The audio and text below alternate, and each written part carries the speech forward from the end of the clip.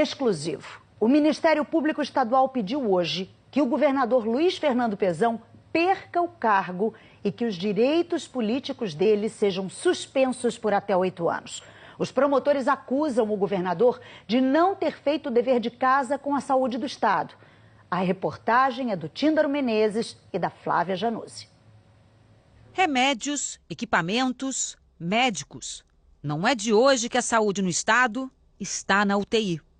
O Ministério Público Estadual entrou com uma ação civil pública por ato de improbidade administrativa contra o governador Luiz Fernando Pezão. O alvo dos promotores do GAEC, Grupo de Atuação Especializada no Combate à Corrupção, são as contas de 2016. A Constituição obriga que os estados apliquem, no mínimo, 12% dos recursos na saúde. Mas em 2016, o governo gastou somente 10,42%.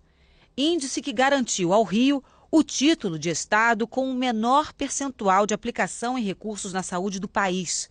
Nas contas do Ministério Público, mais de R$500 bilhão deixaram de ser repassados.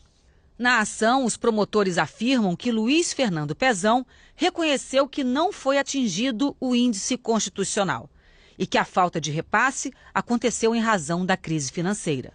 Para os promotores, o argumento de Luiz Fernando Pezão não faz sentido.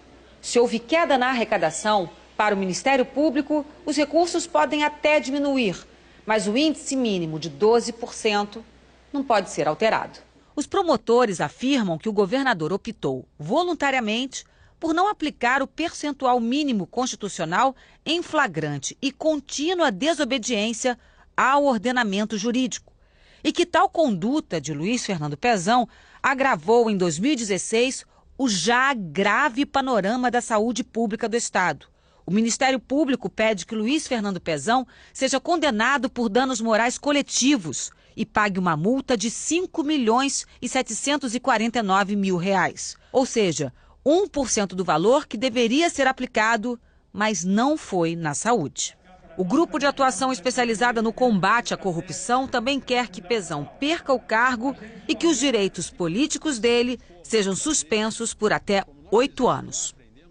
O percentual de 10,42% foi calculado pelo Tribunal de Contas do Estado. Pelas contas do Ministério Público, o gasto na saúde foi ainda menor. O Ministério Público tem uma visão um pouco diferenciada.